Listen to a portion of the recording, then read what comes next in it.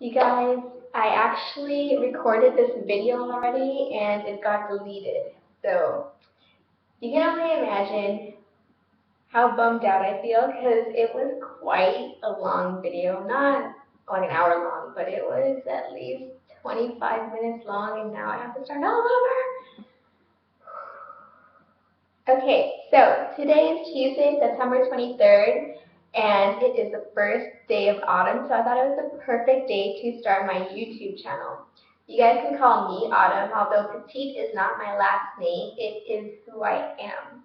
I'm 5 feet tall, exactly 5'0". So for anyone watching that's petite, welcome, and I hope you guys stick around and subscribe to my channel. But of course, the things that I'm going to talk about in this channel are not just about being petite. I just thought it'd be a cool thing to give a shout out and kind of give a voice to females that are petite, especially the ones that look young like me because, well, I look perhaps 16 years old, but I'm 26 and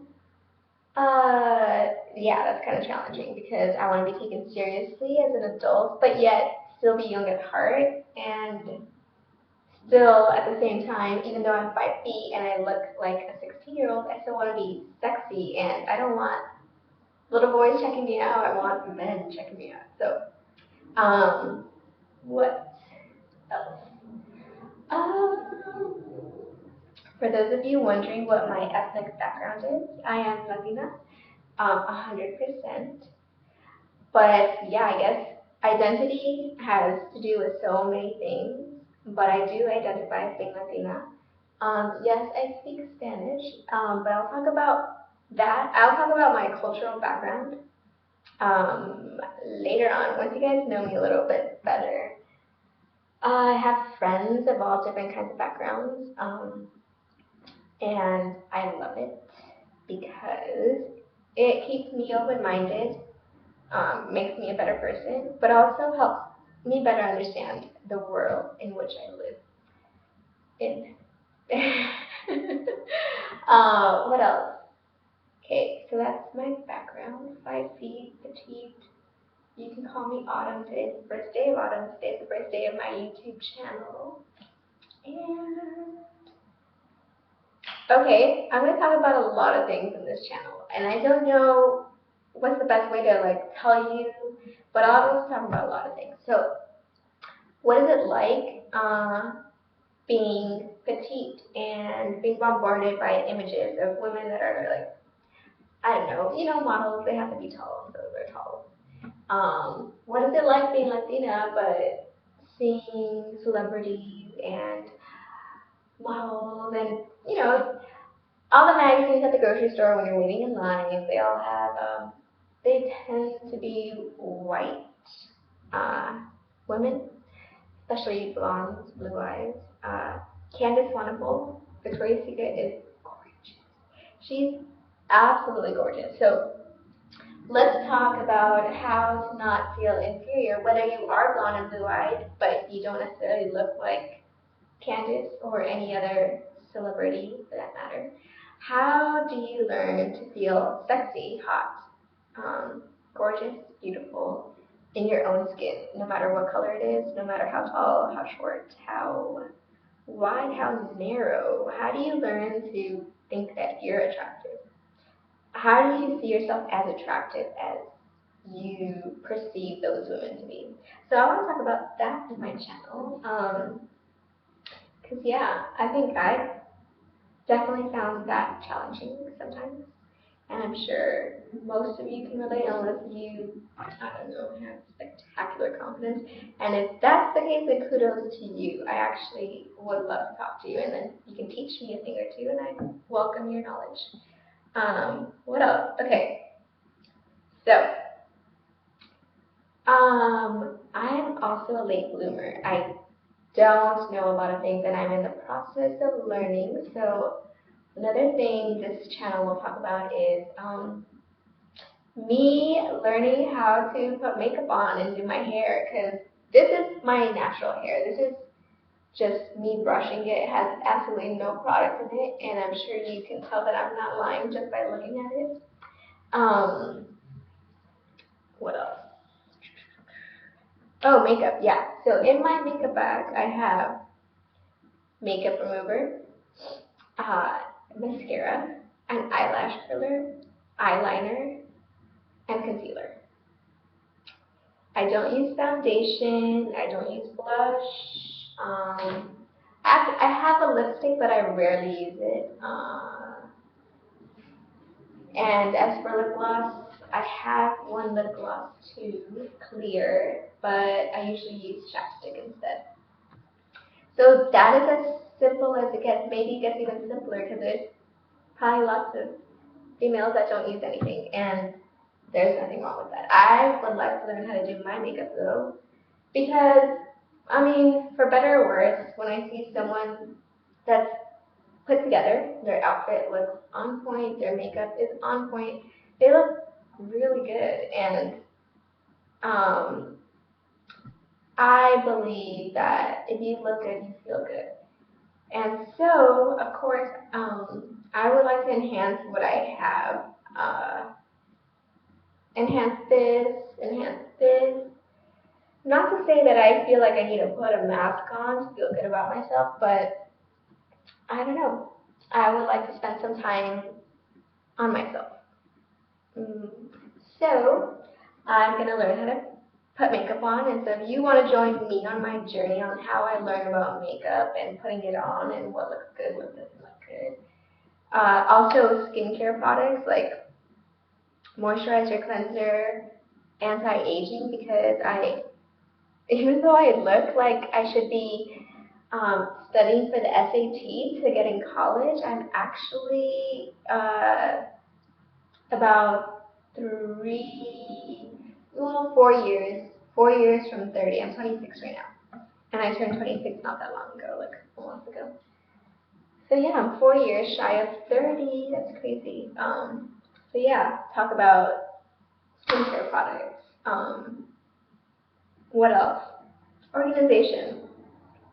So I'm currently living at my parents' house, and yes, that does add to me feeling young. Not only do I look young, but I'm 5 feet tall, and I live with my parents. So how to feel like an adult if you're living at your parents' house? Yeah, we'll talk about that.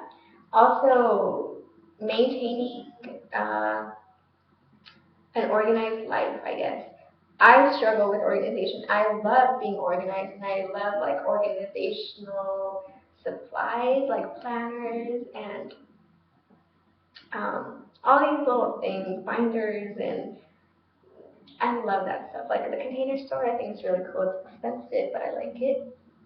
Um, what else?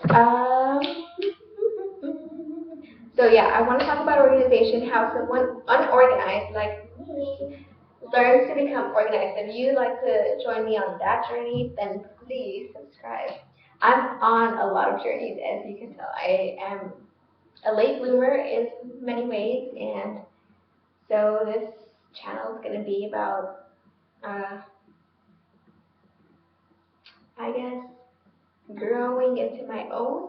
Yeah. Okay. What else? So how to keep a clean room and laundry, and I do my own laundry, I pay for my own things, I have a full-time job, thank God. But yeah, my room isn't always clean, but I would like to keep it clean more often, and um, I'd like to keep to-do lists, not only keep them, but actually follow through with them and actually do things on my list. I'd like to not just buy nice planners like this one that I got, like all the YouTube people, well, I don't know if they all have one, but the Erin Condren planner thing, uh, it's September 23rd, and I'm filling out like July because I don't want to waste the paper. But yeah, I don't want to just buy planners and not keep up with them, you know? I don't want to waste money like that. So we're going to talk about that. We're going to talk about how to also feel good about your boob size, because this might be TMI, but I am a 32B. Um, I was a 34B, but I don't know what happened. I went down in size. Sucks. Um, so let's give you a little preview. Okay. So I used to work out when I was in college with these kind of sport bras, the ones from Target, the champion ones that have absolutely no padding. It's just stretchy material.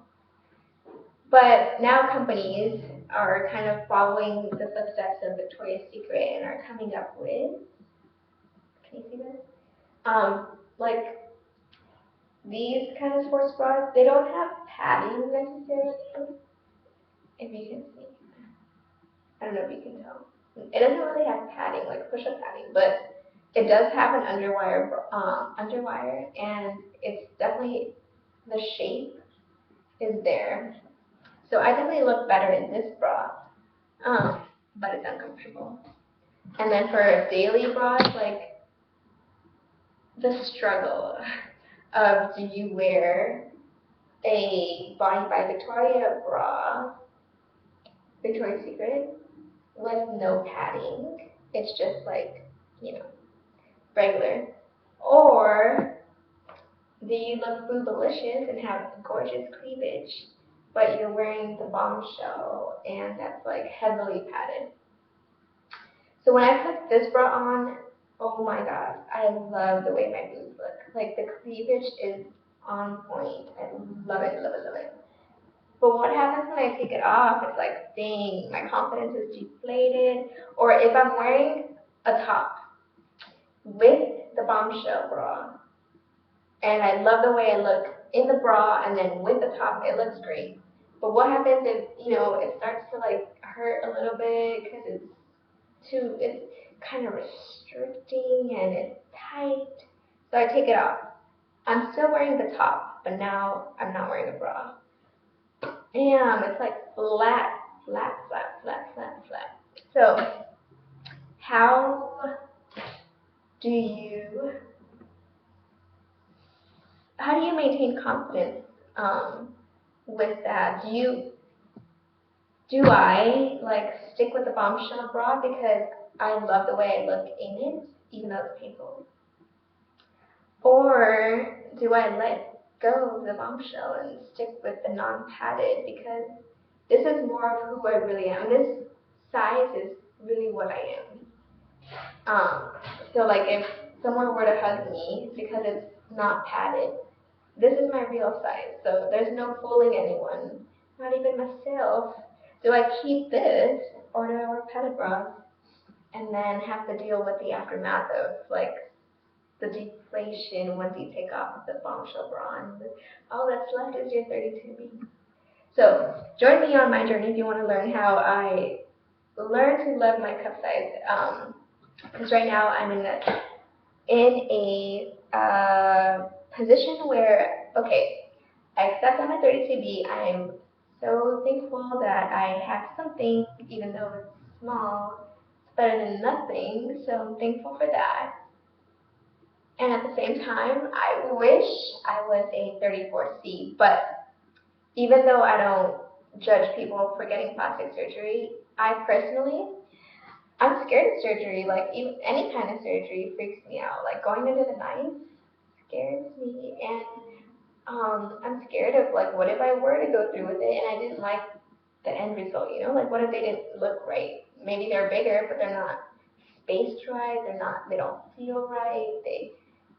Like you might not even like the end result. So I don't know.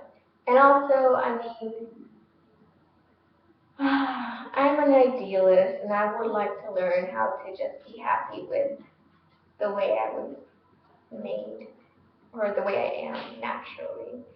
I'd like to learn to see if it's possible. But yeah, I mean, ideally, I'd love to be a 34C. I feel like it's perfect. So what else? Plastic surgery. Yeah, I'm scared of it, and also it costs a lot of money. And I want to travel the world, so I want to set money aside for that. So, okay, so that's boobs. Yeah, and I feel like, I don't know, I would like to talk about topics that, people think about and maybe they talk about with their BFFs, but not necessarily. There's not necessarily like mm, an outlet or like a place to discuss those things. So hopefully this channel will be that place. I don't know. What else? I made a list of things that I wanted to talk about. Oh, yeah, learning how to cook. So I can do the basics, but yeah, I need to learn how to cook. My boyfriend's always like, you should cook for me. And I want to.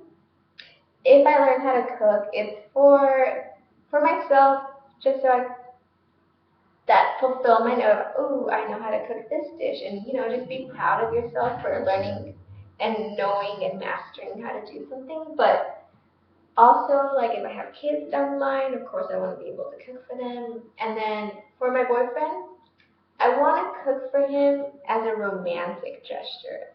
I want to do it more as like a thoughtful kind of thing, like, oh, you deserve to have a nice meal, and I'll be happy to cook for you, like that kind of thing, a romantic gesture.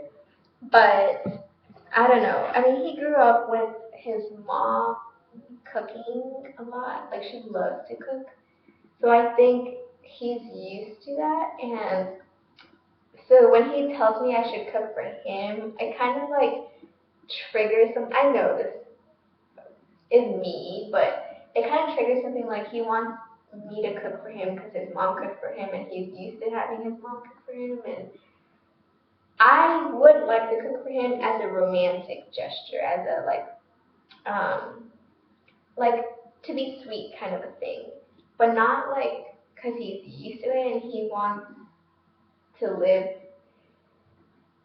comfortably and like have a meal prepared for him the way his mom did when he was growing up. Like I don't want to be like his mom. No, thank you. So yeah, I would like to learn how to cook.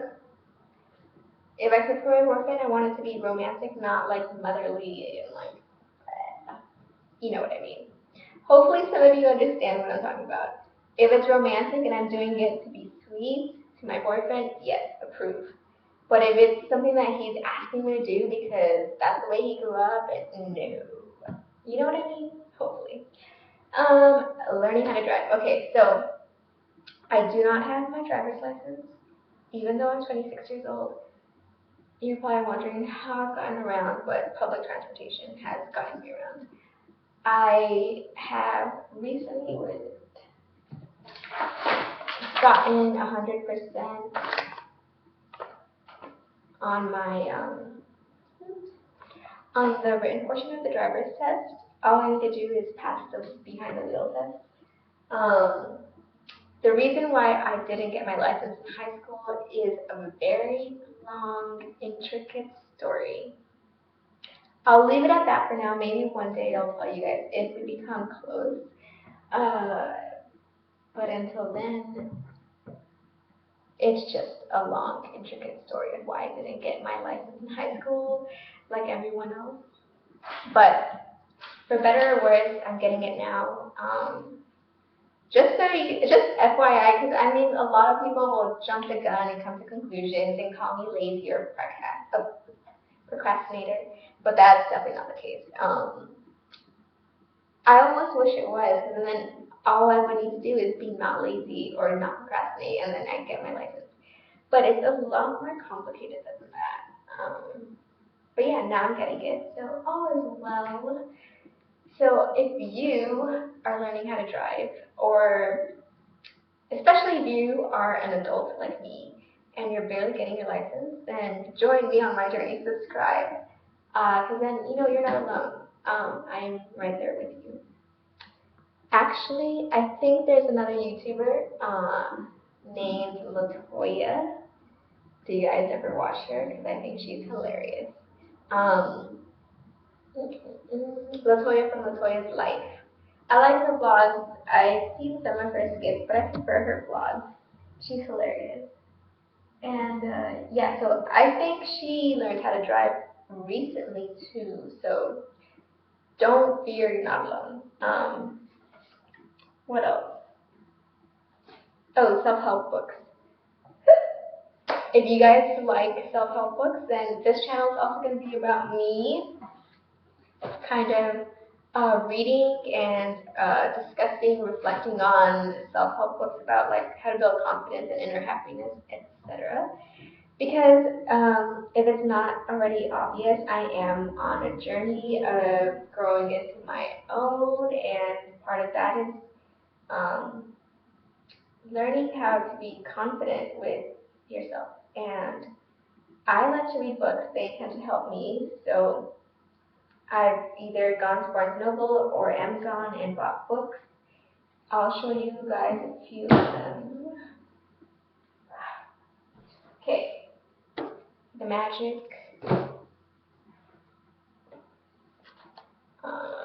Spirit Junkie, Add More Ing to Your Life,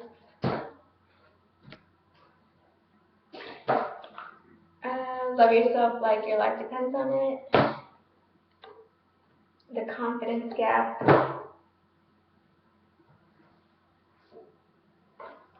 Madly in Love with Me,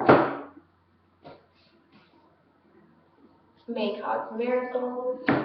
And I know this is ironic because I'm saying that I look young, but I want to be taken seriously as an adult while still, being young at heart. However, okay, so that book called 7 Habits of Highly Effective People, I intended to buy it, but I looked at it and it was so thick and kind of boring. Like the wording wasn't easy to follow. Not like the vocabulary was difficult. It's just kind of boring. Just like the way newspapers are kind of boring.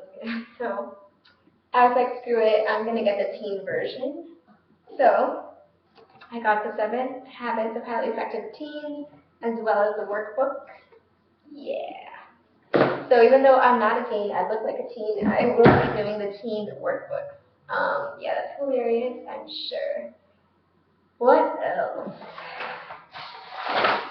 Okay, hobbies. Do you guys have hobbies? Because at this age, I feel like I'm supposed to have a hobby. Well, not supposed to, you know what I mean. I think it's healthy to have a hobby, so I think I want to have at least 2 hobbies. I'm thinking of photography. I feel like I have an eye for photography, so hopefully, this is what I'm going to do. I was talking to my coworker, and he was like, oh, are you going to buy one of those big, what do they call it, SLR cameras? And I was like, no, those are so expensive. I'm going to just stick with my regular old Sony camera that I got like 3 years ago.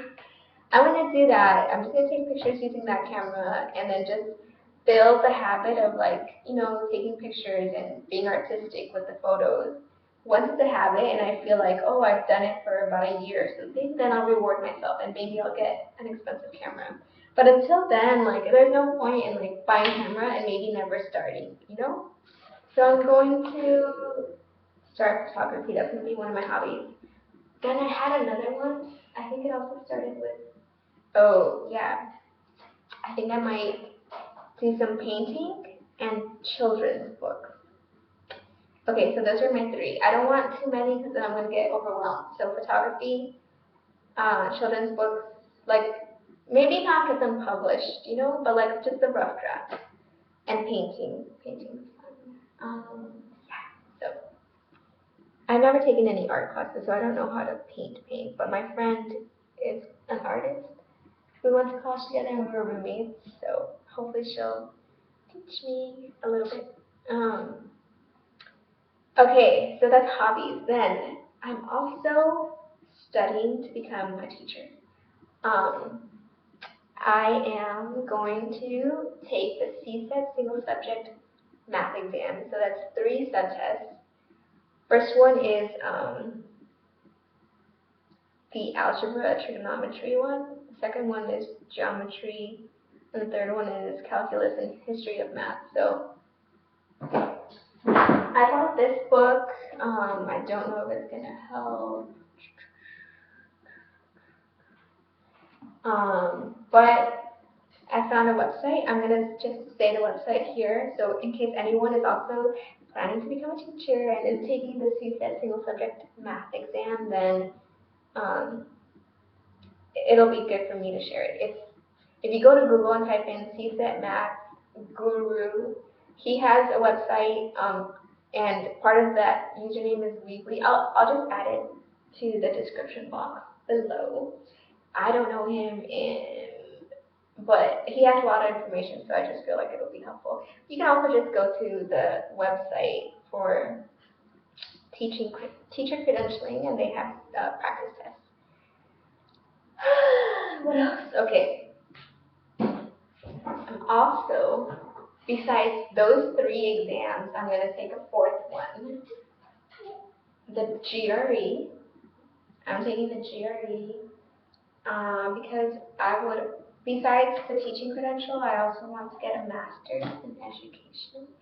And, okay, I live in California, but I'm thinking of going to the East Coast maybe because my brother, he's 2 years younger.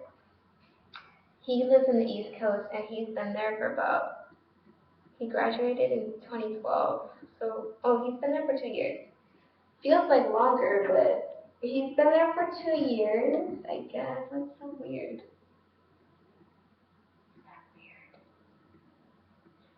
Yeah, he's been there for 2 years, and so I'm thinking of going just for a master's program. Like, ultimately, like, California is the place where I consider home, and I love California, but I feel like it's now or never. Once you get older, you start to think, like, I don't know, marriage, children, and when am I going to be able to go across the country, on the other side of the country, and, just study. So I feel like, you know what, I'm going to take a GRE, I'm going to apply to schools in the East Coast, and see where that takes me. If I don't get in, then I don't get in, but here's the thing. I'm also in a relationship, and we've been together for 3 years. It's not a perfect relationship though, so we have major issues. We love each other, and I'm not dumb, and I'm not going to deny that we love and care for each other, but we are like night and day, and there's like 3 major issues that I have with the relationship. I guess it's 3. The first one, I don't even feel comfortable like saying stuff because karma also is not nice to put people on blast. But I'm not going to go into detail because I don't want to be that person, especially like on YouTube. Like, I don't even know who's watching. They could be watching. Who's they? He could be watching. Whoever I talk about is basically who could be watching. Because, it's public, like anyone can access it. Yeah, but I guess, my issues with the relationship might be, lack of quality time / quality conversation. Always on the phone, not open. I don't really feel like I know him that well, whereas he feels like he knows me really well because I'm super open.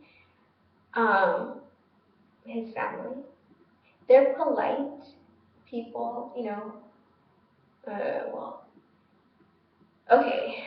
I feel like it's almost like ironic for me to say that they're polite. I don't know. They're nice people, and I can't talk crap about them as people, but I've been disrespected by 3 different family members, all female, of course. And by disrespected, I mean like the tone and the things that were said, and especially because the tone, I mean, the disrespectful tone, and just, I guess, the attitude behind the behavior was uncalled for, since I didn't say anything in a disrespectful tone, and I wasn't disrespectful. So it's like, I was thinking about it, and I was thinking, like, if I was disrespectful and I used a disrespectful tone and said disrespectful things, I would feel so guilty. Like, I would feel like, oh my God, like, I need to fix things and, like, reach out to his family members and, like, apologize. And I'd feel guilty. I feel the need to fix things, just because if I want a relationship, like a future with my boyfriend, I wouldn't want to, to have, like, relationships that are strained, or, like, I don't know if it's strained.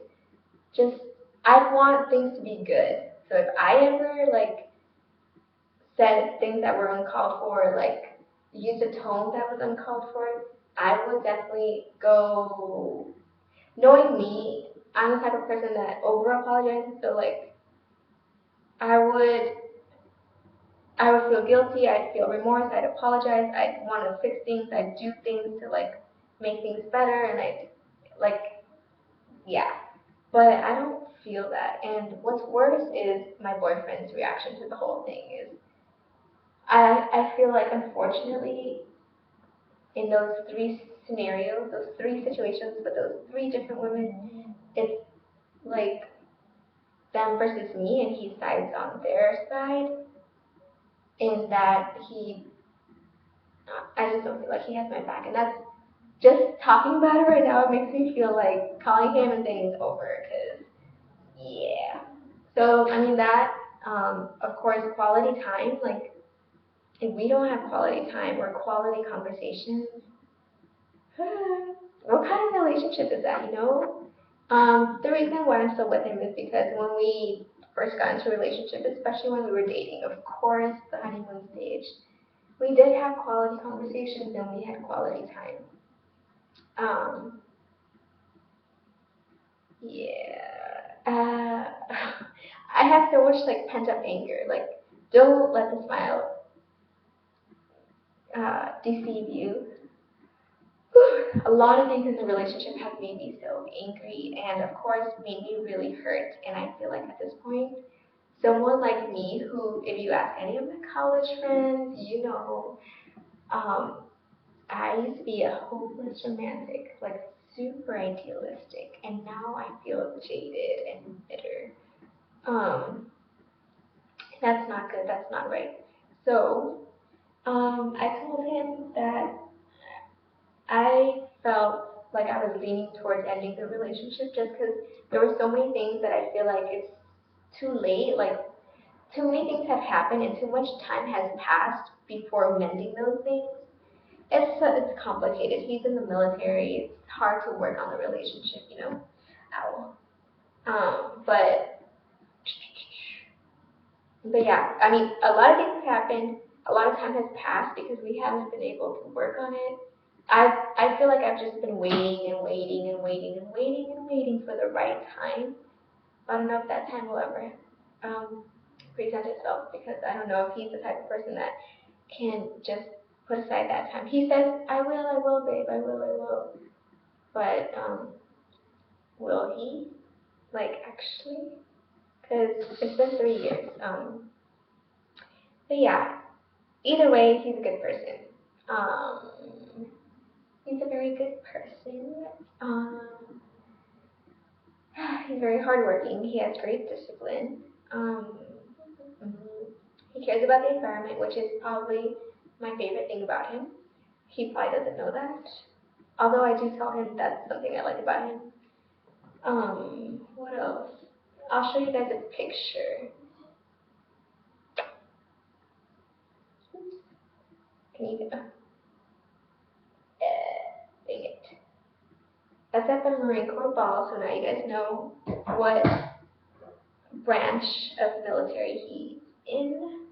Um, so wait, I said three things, right? So family issues, him not having my back, and me feeling like it's me versus them. Um, Lack of quality time and lack of quality conversation. And then the third one's probably intimacy. That's my beef with the relationship. And just so it's fair, his beef is I'm sure a lot of girls can relate, but here it goes. I have a hard time letting things go. And I, whether it's positive or negative, I react quickly. So I'm very expressive. So when I'm excited, I'm like, yay, I'm excited. And like, and when I'm angry, like, if something upsets me, I usually react right away. Although it's because he tells me I shouldn't react right away, but then when I do just want quiet time and when I'm just quiet, he pushes and pushes and makes me tell him what's wrong when I'm not ready to talk about it because I don't even have the words to like. Mm, what's the word? I don't even have the words to like. I don't even know. You know what I'm talking about. Sometimes you just need time to like think about, wait, why did this upset me and how does this make me feel? You need to figure out that first before you can tell someone this upset me because, and I feel this way because. You need to figure it out first. So sometimes when I am quiet, he doesn't want me to be quiet. So it's like we need to work on communication. Like right now, 3 years into the relationship, this is where I'm at.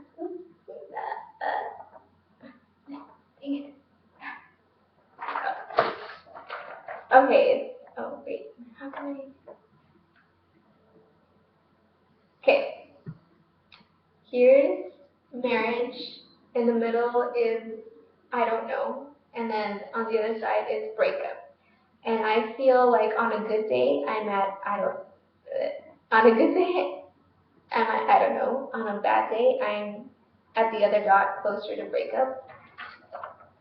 Sometimes I just feel like it's too late. We have too many issues, like just too many things that have happened, like actual events that have happened that there were never appropriate apologies for it. So it's hard for me to forgive if you know. That's another thing. Okay, so we're opposites in so many things. Okay, I have a hard time forgiving, but I have an easy time admitting when I'm wrong, and I think that's because I have a guilty conscience. So even at work, like if I feel like I did something wrong, I feel so bad, and I apologize and I apologize and I apologize. That's just me. So I have an easy time admitting when I'm wrong and apologizing, but I have a hard time like letting things go, especially if like the apology is just not right. You know, if I don't feel like it's genuine or like, yeah. If you're female, you probably understand what I'm talking about. Whereas he's the opposite. He has an easier time forgiving.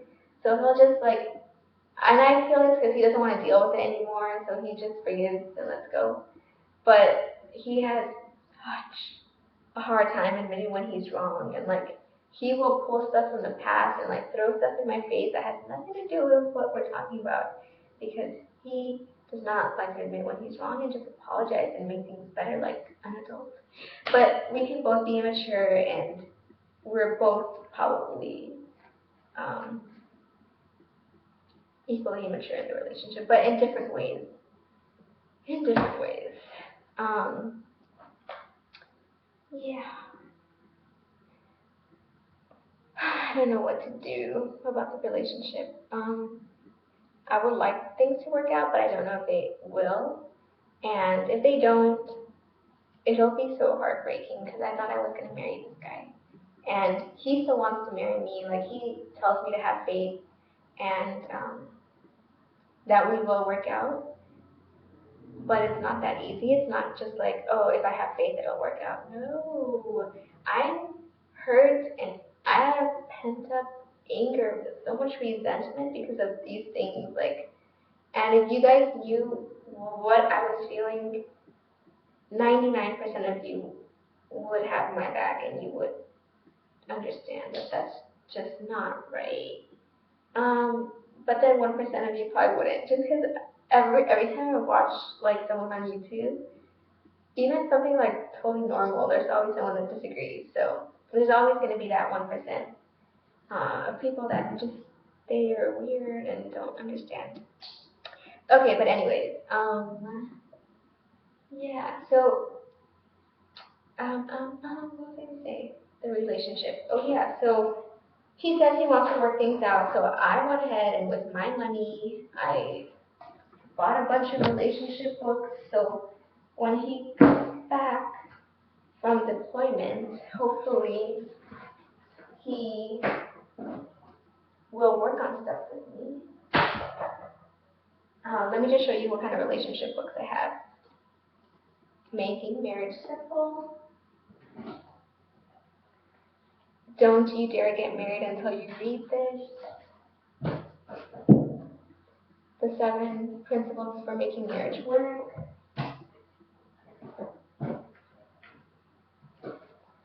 Love is Letting Go of Fear. Getting the Love You Want. Teach Only Love. Receiving Love. Receiving Love, the Workbook.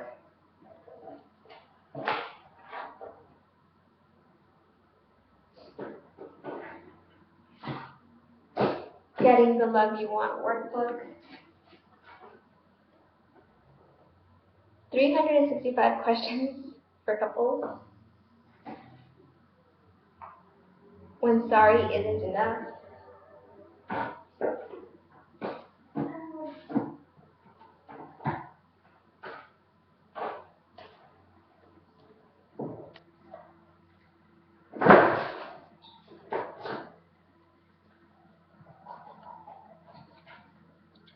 This is the 5 languages of apology.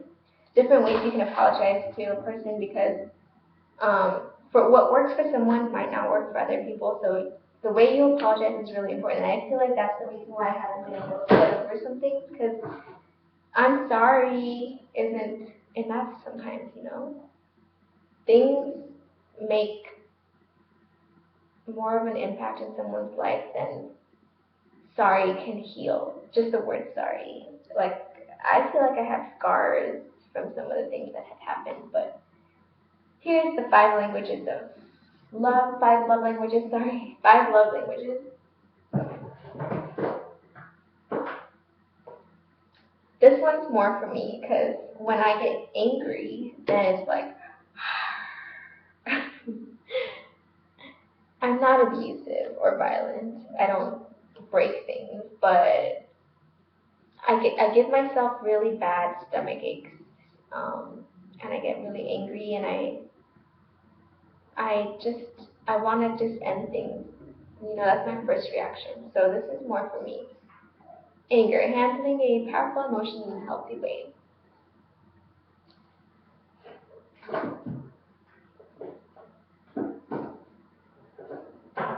And this is the last one. Things I wish I'd known before we got married. So I want to see, are we right for each other or are we not? We'll see.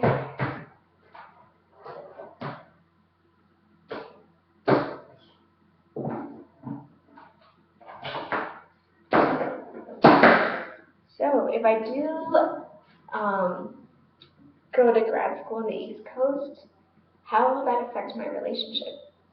Because him being in the military, I've had to deal with long distance for a long time. Like for his training, he went to Virginia, he went to Arizona, he's overseas on deployment, and I've had to, you know, stick by him and be loyal and be, I mean, I am naturally loyal, but what I mean is I've had to wait for him. So will he wait for me if I decide to go get my master's on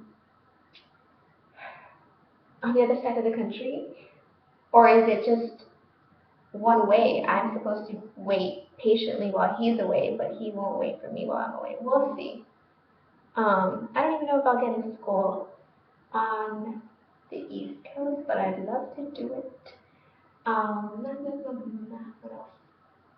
So join me on my journey on applying to grad school, doing the GRE, the CSET single subject math, getting a hobby or hobbies, just learning about things. Wait, did I already tell you guys? I also want to just learn stuff and like be more well read, and so I'm probably gonna get Audible because I don't have time to read fiction. I feel like I don't have the patience for it, but I love fiction. Growing up, my English classes were actually my favorite, not math, even though I'm trying to teach math. English was my favorite. I love to discuss the books that we read. That was my favorite thing. It's just like analyzing the characters and the events in the story. I thought it was so fun. But I also want to learn about stuff, so I went to Barnes Noble. I got these like summary kind of books. Like this one is 30-second religion, different religions. I got 30-second economics. I actually majored in economics in college, but I don't know. It's just so much theory. I didn't feel like I really learned anything. I like the books, textbooks. Econ textbooks are so dull.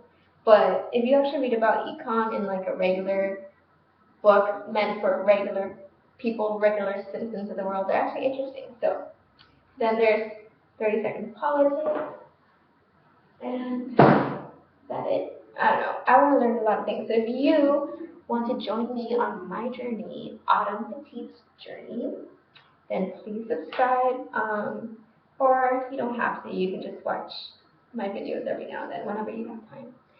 Yeah, so thank you for watching, and I hope that we have fun together on this journey. You guys can be my cheerleaders, or even if you're not my cheerleaders, then sorry. Okay, I have to go. This is way too long, so thank you for watching. Bye.